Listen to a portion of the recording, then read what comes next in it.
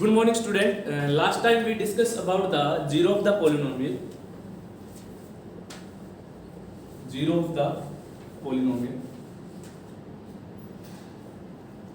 and value of the polynomial.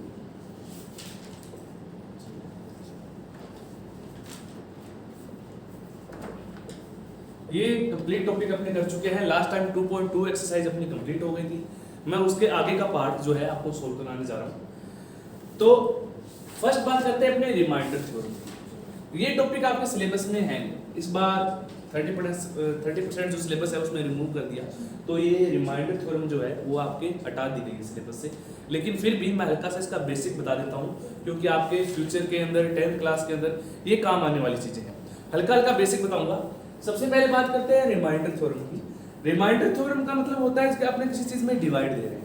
Just एक polynomial function है और उसके अंदर अपने डिवाइड दे रहे हैं। तो जब मेरा कोई रिमाइंडर बचता है, या अपने मैं हिंदी में कहूँ तो शेषफल बचता है, उस चीज़ को रिमाइंडर थ्योरम के अंतर्गत आता है। जैसे मैं आपको बता दूं कि जैसे आपने ये आप लास्ट क्लास में जो क्लासेस थी उसमें पढ़ चुके हो, डिवाइडेड इक्वल में क्या होता है, डिवाइजर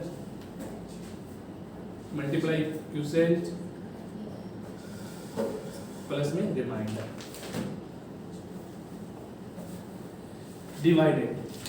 डिवाइडेड वो वैल्यू होती है जिसके अंदर अपनी वैल्यू का डिवाइड दिया जाता है। जिस लाइक मेरे पास यहाँ पे वैल्यू है 64 एज ए एग्जाम्पल, और डिवाइजर वो वैल्यू होती है जिस चीज का मैं डिवाइड दे रहा हूँ। जिस लाइक जैसे मैं आपको बता दूं,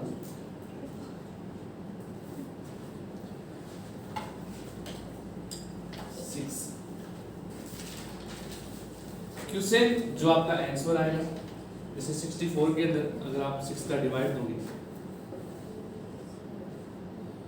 तो आपका आंसर आएगा 10 प्लस रिमाइंडर जो आपका शेषफल बचता है। रिमाइंडर क्या होगा, जो आपका शेषफल बचता है। तो ये जो कंप्लीट है, डिवाइडेड जो होता है वो इक्वल होता है divisor quotient, divisor multiply quotient plus में reminder.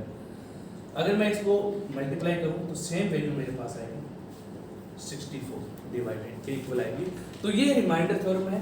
But in this polynomial equation we have all polynomial equation. अपने इसके अंदर सभी जितनी भी इक्वेशन यूज करेंगे we have use all polynomial equation, चाहे वो क्वाड्रेटिक हो, चाहे वो क्यूबिक हो, चाहे वो लीनियर हो। तो सभी जितनी भी इक्वेशन है पॉलिनोमियल इक्वेशन ही यूज करेंगे और पॉलिनोमियल इक्वेशन का ही डिवाइड देंगे।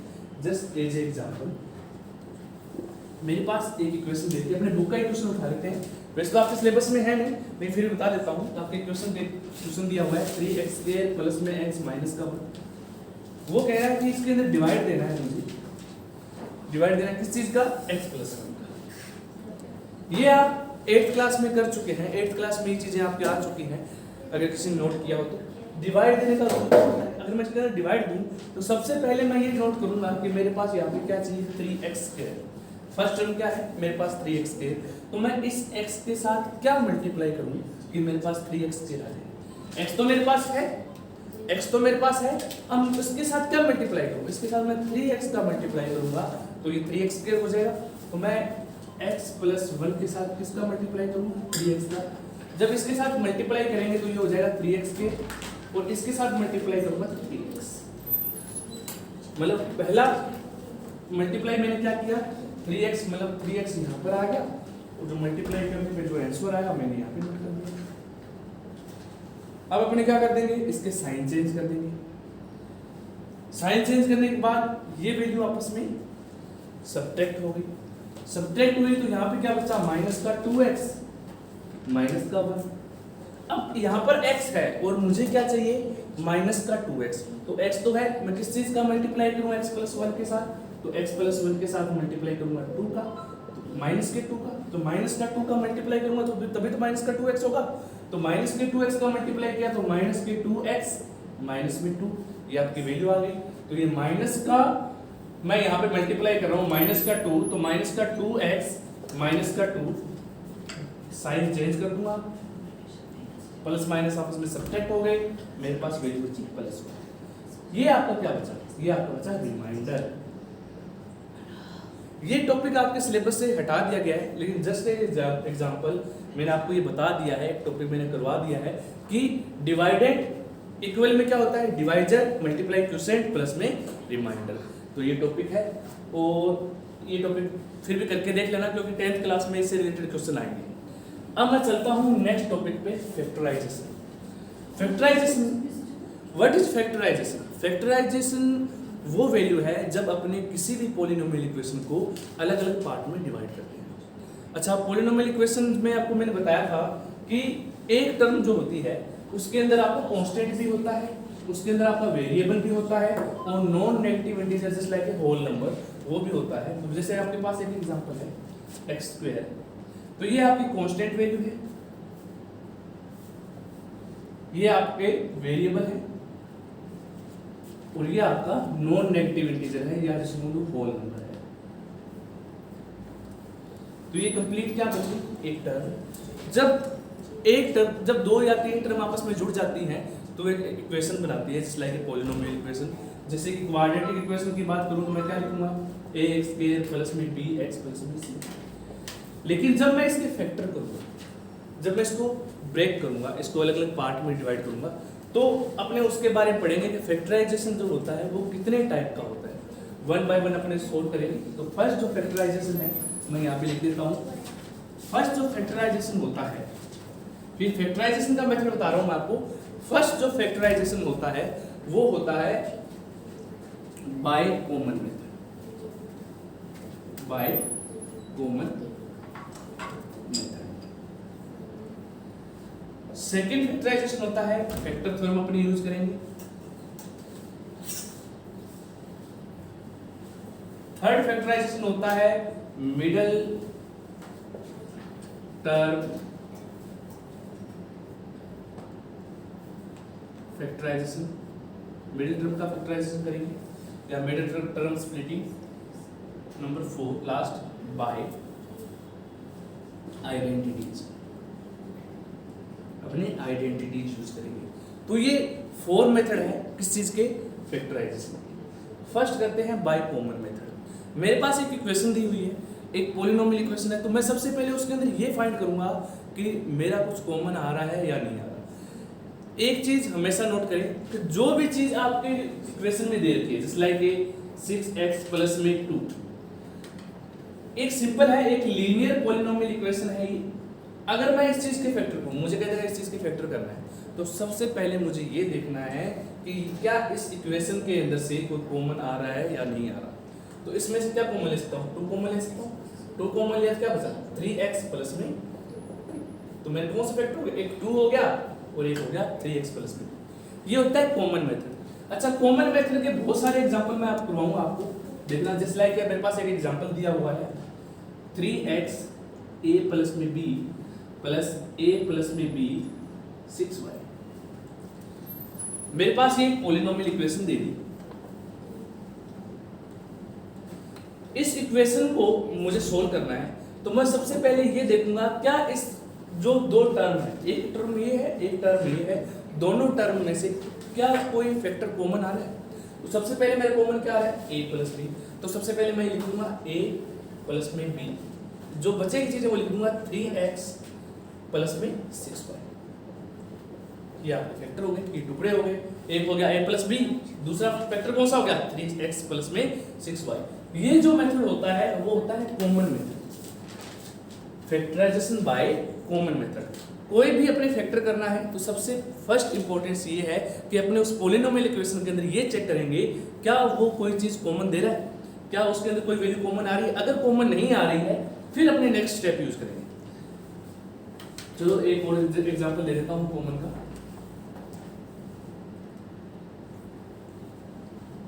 6x x² प्लस में y²,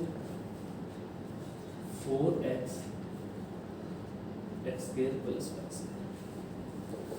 अब मुझे ये चेक करना है क्या इन दोनों से कोई चीज वैल्यू आ रही है कॉमन, क्या कॉमन आ रहा है, कौन सा फैक्टर कॉमन आ रहा है, x² प्लस y²। क्या इसके अलावा कोई और चीज कॉमन आ रही है। क्या 6 और 4 किसकी टेबल में आते हैं, 6 और 4 both are combined in 2 table. 2 के टेबल में आते हैं, 2 कॉमन आ जाएगा और क्या कॉमन आ रहा है, x भी कॉमन आ रहा है। तो मैं सबसे पहले क्या करूंगा, एक 2 कॉमन लूंगा, एक x कॉमन लूंगा और सेकंड टर्म क्या है, x प्लस वाई प्लस का स्क्वायर, ये भी कॉमन लूंगा। ये तीनों ही चीजें कॉमन आ रही है। कॉमन आने के बाद मेरे पास बचा क्या, 2 कॉमन आ गया तो यहाँ पे बचा 3, x का कॉमन आ गया, ये चीज वैल्यू कॉमन आ गई और यहाँ से 2 कॉमन आ गया तो मेरे पास बचा 2। ये सारी कंप्लीट तो कॉमन आ ही चुका है, तो मेरे पास वैल्यू क्या बनी, 2x x square plus y square 5। ये मेरे दो अलग अलग फैक्टर हो गए। 2x हो गया, x स्क्वायर प्लस y का स्क्वायर हो गया और ये आपका मल्टीप्लाई में क्या हो गया 5। तो ये इसके फैक्टर हो गए।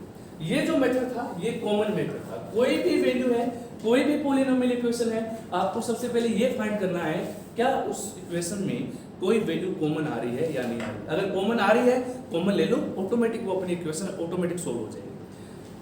अब मैं नेक्स्ट टॉपिक बोलता हूं फैक्टर थ्योरम।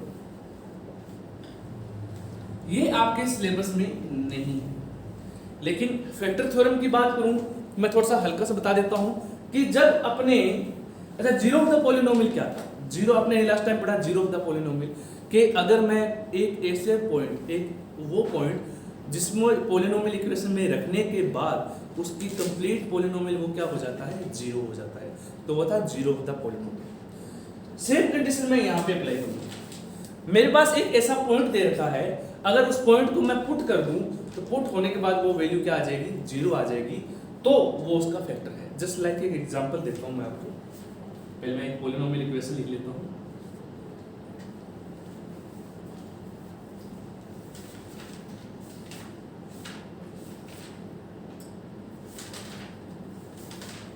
ये बात एक इक्वेशन है और मुझे कह दिया इसके अंदर डिवाइड देना है मेरे को x माइनस 2। अच्छा, मैं अगर आपको रिमाइंडर थ्योरम समझ में आई तो आपको ये फैक्टर थ्योरम भी समझ में आ जाएगी। मैं इसके अंदर मैं डिवाइड दे रहा हूँ x स्क्वायर प्लस का 2x माइनस का 8। मैंने इसके अंदर x माइनस 2 का डिवाइड दे दिया, x माइनस 2 का डिवाइड दे दिया। अब मुझे पहले ये फाइंड करना है कि मेरे पास यहाँ पर x है और यहाँ पे इस पोजीशन पे क्या है x स्क्वायर, तो मुझे इसको x स्क्वायर बनाना है। तो x स्क्वायर बनाने के लिए मैं क्या करूँगा, इसका मल्टीप्लाई किसके साथ करूँगा, x के साथ। तो x माइनस 2 का जो मल्टीप्लाई होगा, x माइनस 2 का जो मल्टीप्लाई होगा x के साथ, तो क्या वैल्यू आ जाएगी, x स्क्वायर माइनस का 2x, x स्क्वायर माइनस का 2x। तो मैं पुट कर देता हूँ वैल्यू, मेरे पास वैल्यू आ गई x स्क्वायर माइनस का 2x।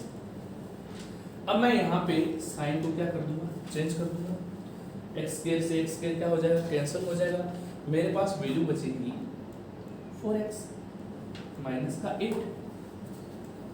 अब मुझे यहाँ पे 4x चाहिए, मेरे को क्या चाहिए, 4x चाहिए। तो यहाँ पे क्या है, मेरे पास x है, तो x का मल्टीप्लाई किसके साथ करूँ, तो x माइनस 2 का जो मल्टीप्लाई करूँगा 4 के साथ मल्टीप्लाई करूँगा, x माइनस 2 का 4 के साथ मल्टीप्लाई क्या क्या आया, 4x माइनस का 8। तो प्लस का 4 का मल्टीप्लाई होगा तो क्या आया, 4x माइनस का 8। तो साइन चेंज कर दिए, तो यहाँ पे क्या आएगा, जीरो। क्या क्या कोई रिमाइंडर बच रहा है मेरा, यहाँ पे कोई रिमाइंडर नहीं बच रहा है, मतलब मेरा क्या आ रहा है, जीरो। तो मैं ये कह सकता हूँ कि x माइनस 2 है ना, ये जो x माइनस 2 है ये इसका फैक्टर है, ये x माइनस 2 क्या है, इसका फैक्टर है। तो उस चीज को कहेंगे अपने फैक्टर थ्योरम। मैं इस क्वेश्चन को और भी आगे अलग मेथड से बताऊंगा। ये x माइनस 2 क्या है, इसका फैक्टर है। मतलब अगर मैं यहाँ पर x की वैल्यू निकाल दूं, x इक्वल टू क्या आया, 2, x इक्वल टू क्या आया, 2। अगर x का यहाँ पे 2 पुट कर दूं इसके अंदर, ये लोग 2 पुट करो तो ये आएगा 4 प्लस में 4 माइनस का 8, वैल्यू आ गई 0। क्या x इक्वल टू 2 रखने पे ये कंबाइंड वैल्यू क्या हो रही है, 0 हो रही है। अगर ये कंबाइंड वैल्यू 0 हो रही है तो मैं ये कह सकता हूं कि x माइनस 2 है ना, ये इसका फैक्टर है। रिमाइंडर थ्योरम के अंदर अगर आपके पास कोई एक ऐसी वैल्यू दी हुई है, जैसे उसने पूछा कि यही क्वेश्चन दे दिया, सेम क्वेश्चन दे दिया और उसने कहा कि what is the remainder of this polynomial equation, वो पूछेगा कि इसका रिमाइंडर क्या है। क्या मैं सबसे पहले क्या निकालूंगा, x इक्वल टू 2। जिस चीज का अपने को डिवाइड लेना है उसको 0 पे इक्वल करें, उसकी वैल्यू फाइंड करें, तो वो वैल्यू आप इस इक्वेशन में पुट करें। अगर आपका जो आपका आंसर आता है वो आपका रिमाइंडर है। जस्ट लाइक दैट मैंने आपको थोड़ी देर पहले एक एग्जांपल करवाया था। एग्जांपल में एक बार थोड़ा सा हल्का सा दोबारा रिपीट कर देता हूँ। मेरा एग्जांपल था 3x² प्लस में x माइनस का 1 और मैंने इसके अंदर डिवाइड दिया था x प्लस में 1 और मेरा जो रिमाइंडर आया था वो 1 आया था। अभी अपने थोड़ी देर पहले जस्ट बैक साइड आपने चेक किया होगा, अभी बताया था, आप पीछे क्लास में जाके देख सकते हैं। तो उसका जो रिमाइंडर आया वो क्या आया, 1 आया। अगर रिमाइंडर 1 आया तो अब मैं क्या करूंगा, इसको अगर वैसे पहले मैंने डिवाइड दिया, मैंने रिमाइंडर चेक किया, अब क्या करूंगा मैं, दूसरा मेथड क्या है रिमाइंडर चेक करने का, कि इसको 0 के इक्वल ले लो। किसको 0 के इक्वल ले लो, जो आप जिस चीज का डिवाइड ले रहे हो उसको मैंने किसके इक्वल ले लिया, 0 के। यहां से मेरे पास x की वैल्यू क्या आएगी, -1। ये -1 मैं इस इक्वेशन में पुट करूंगा, ये मेरी पॉलिनोमियल इक्वेशन है, मैं यहाँ पे -1 पुट करूंगा तो 3 -1 का स्क्वायर -1 तो मेरे पास वैल्यू आएगी तो -1 का स्क्वायर प्लस का 1, तो ये हुआ 3 -1 तो 3 माइनस का 2 वैल्यू क्या आ गई 1। यहाँ पे भी रिमाइंडर 1 ही आ रहा था। जब भी आपको रिमाइंडर पूछे, जिस चीज का आपको डिवाइड देना है उसको 0 को इक्वल रख के x की वैल्यू निकाल के इसके अंदर पुट कर दो, आपका रिमाइंडर आ जाएगा। अगर आपका रिमाइंडर 0 आता है, अगर आपका रिमाइंडर क्या आता है, 0 आता है, तो मैं ये कह सकता हूं कि ये जो वैल्यू है ना, वो उस चीज का, उस पॉलिनोमियल इक्वेशन का क्या है, फैक्टर है। ये आपकी फैक्टर थ्योरम है। अगर रिमाइंडर 0 आता है तो जिस चीज का आपने डिवाइड दिया है वो आपका क्या हो जाएगा, उस फैक्टर थ्योरम का क्या हो जाएगा, पार्ट हो जाएगा, उसका फैक्टर हो जाएगा। ठीक है, जैसे मैंने अभी आपको एग्जांपल करवाया, x² प्लस में 2x माइनस का 8 और मैंने डिवाइड दिया x माइनस 2, तो ये जो x माइनस 2 है ना, ये इसका फैक्टर है। कैसे है फैक्टर, क्योंकि मैंने डिवाइड दिया तो मेरे डिवाइड क्या है लास्ट में, रिमाइंडर क्या है 0, तो ये इसका फैक्टर है। कैसे है वो अपने नेक्स्ट टर्म में पढ़ेंगे, मिडिल टर्म फैक्टराइजेशन। अच्छा, मिडिल टर्म फैक्टराइजेशन क्या है अभी पता लग जाएगा, ये अभी ऑटोमेटिक सोल्व हो जाएगा, देखना। मिडिल टर्म फैक्टराइजेशन या मिडिल टर्म को स्प्लिटिंग करना। अच्छा, मिडिल टर्म को कैसे करते हैं, जब आपके पास एक क्यूबिक, एक क्वाड्रेटिक इक्वेशन दी हुई है, कौन सी इक्वेशन है, इसमें हाईएस्ट पावर ऑफ वेरिएबल कितनी है 2, तो इसकी डिग्री कितनी हुई 2, तो इक्वेशन कौन सी होगी, क्वाड्रेटिक इक्वेशन। इस क्वाड्रेटिक इक्वेशन को अगर मैं फैक्टर करूं तो अपने क्वाड्रेटिक इक्वेशन जो होती है वो मिडिल टर्म स्प्लिटिंग से होती है, क्वाड्रेटिक इक्वेशन। अब मिडिल टर्म स्प्लिटिंग क्या होती है, मेरी बात को ध्यान से सुनना।